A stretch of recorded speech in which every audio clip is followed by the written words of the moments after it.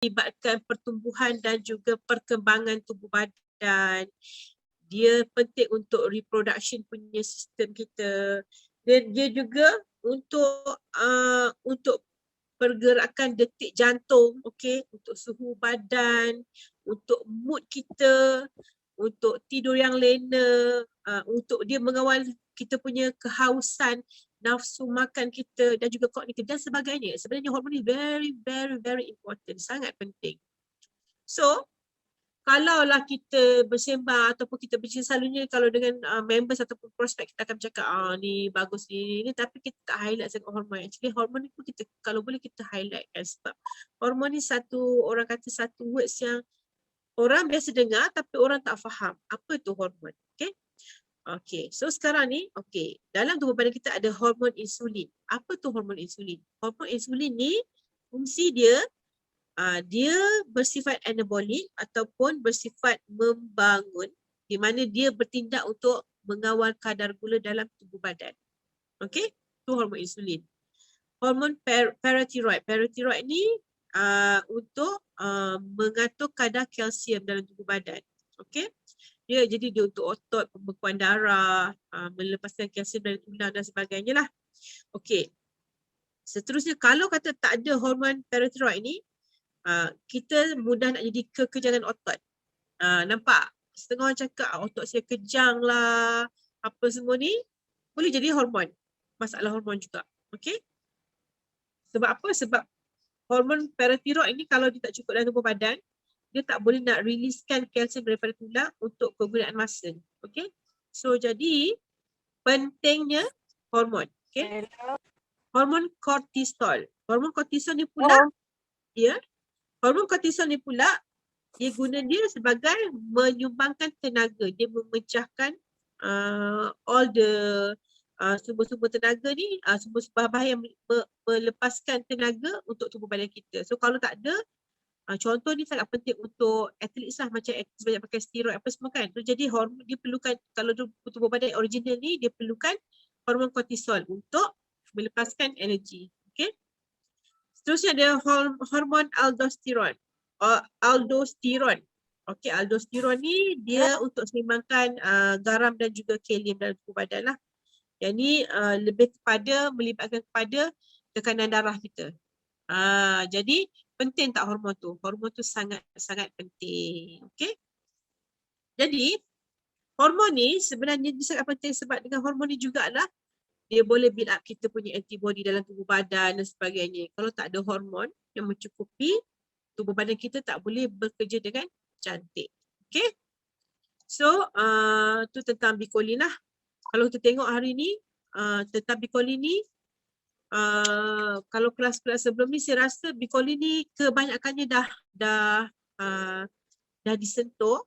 Dan juga dah ramai yang faham sebab kita punya siri pertama saya hari tu saya dah cerita lebih detail tentang bikolin, tentang colostrum, royalin dan sebagainya.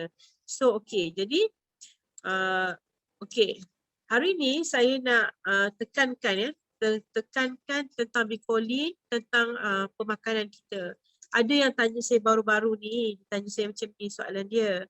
Puan Aida, saya dalam family saya satu rumah ada, saya jaga orang tua saya sekian-sekian apa-apa semua. Lepas tu suami saya bekerja luar, frontliner dan sebagainya. Jadi dia risau dengan situasi sekarang ni berkenaan dengan kes COVID dan sebagainya lah. So dia cakap, boleh ke bikolin ni membantu untuk mengatasi masalah ataupun orang kata nak avoid, mencegah daripada COVID dan sebagainya. Of course, dia sangat membantu Sebab apa? Sebab kolesterol, dalam kolesterol ni kita ada banyak multivitamins dan multiminerals, which is dia sangat penting untuk membantu antibody. Okay, macam kolesterol ni dia high dengan antibody. Dalam kalau kita tengok dekat dalam kolesterol, dia punya fungsi utama dia kalau untuk COVID case dia memberikan antibody yang bagus untuk tubuh badan. Okey.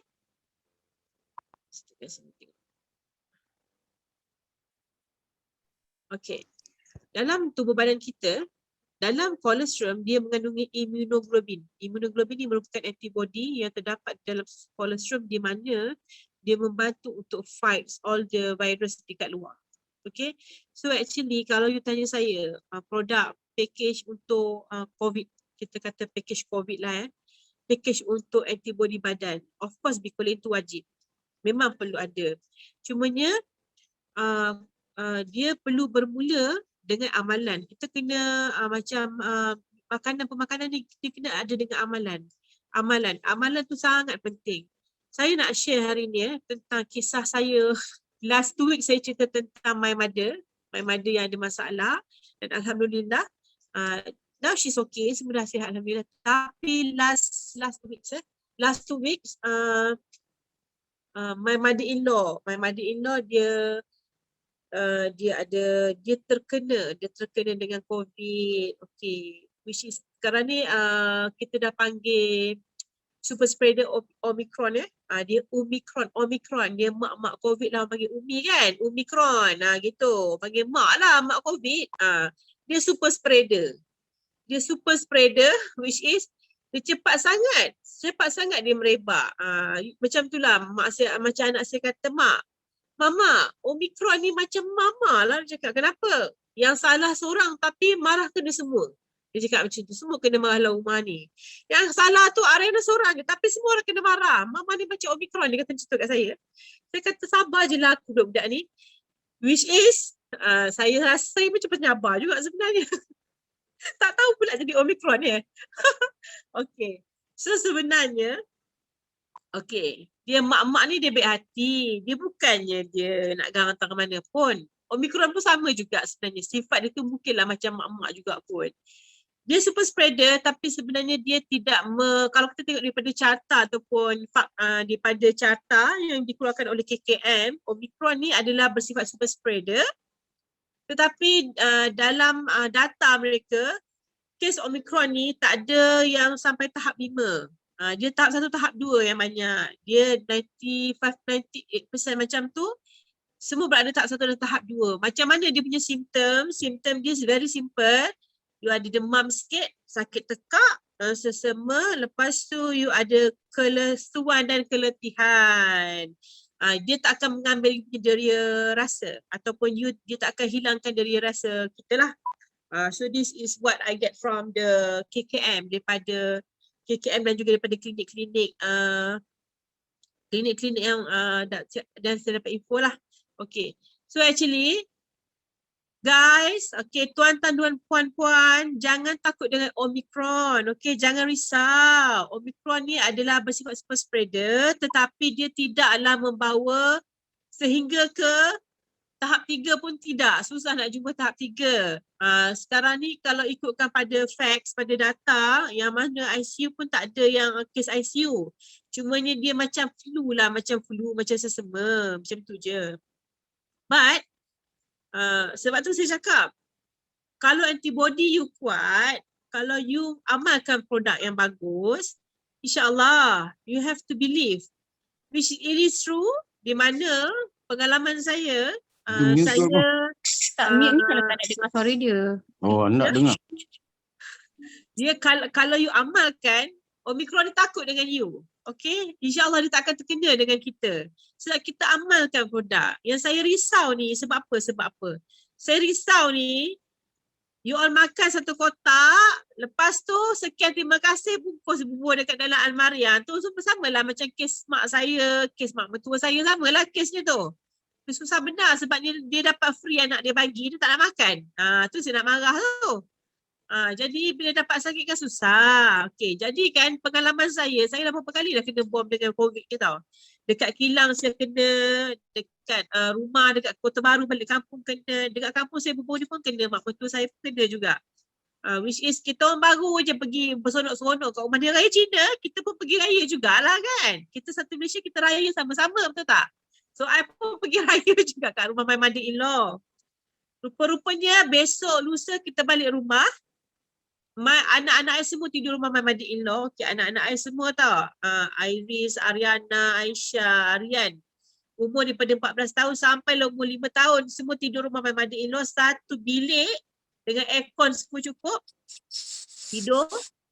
Lepas tu after 2 days, my mother dia hantarlah pula, alahai, hantar pula WhatsApp ni dia tunjuk gambar 3 orang dia orang positif. My adik ipar 2 orang positif, my mother-in-law pun positif.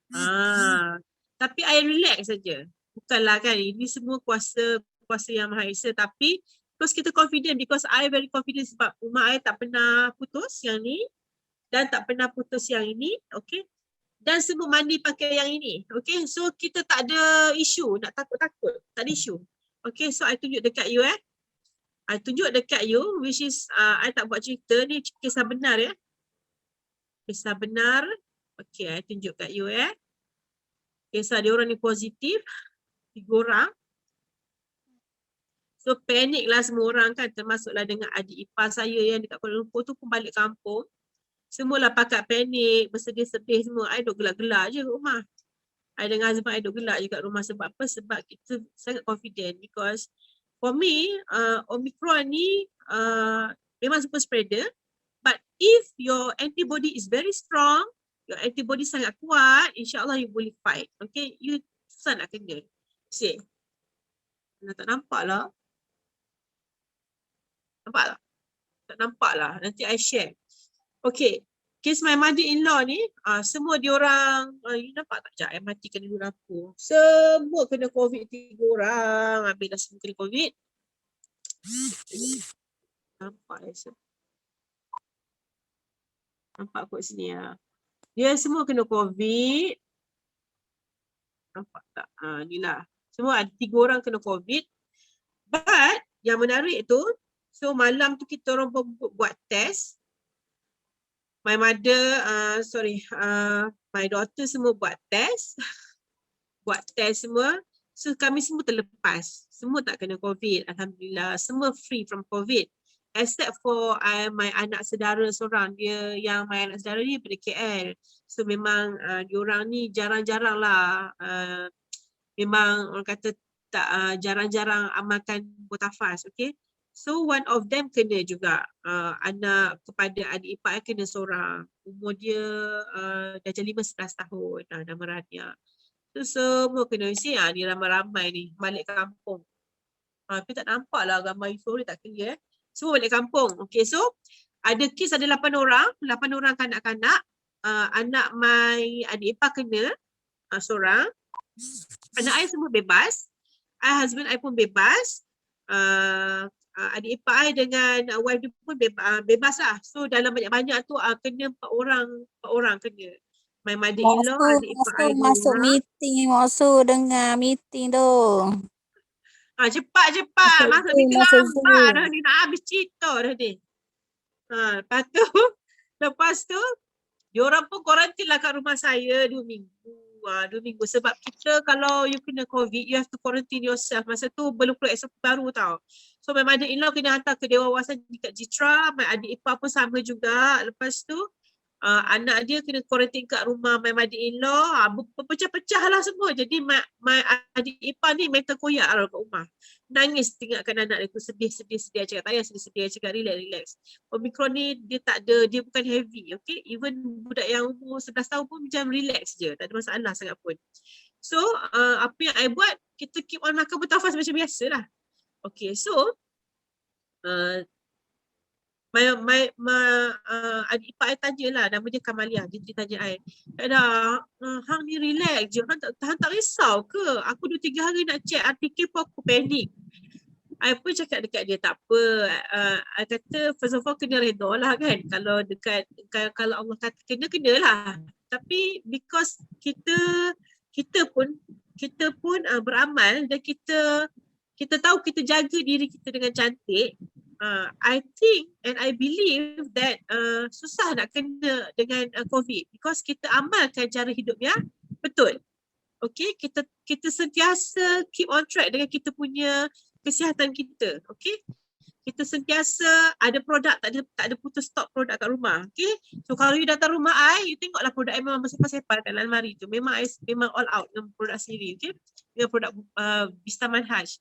So actually this is what keeps me very confident dengan diri I sendiri. I sangat confident, kita keluar, kita pergi, my sister-in-law tu takut nak keluar pergi pasar, takut nak pergi beli roti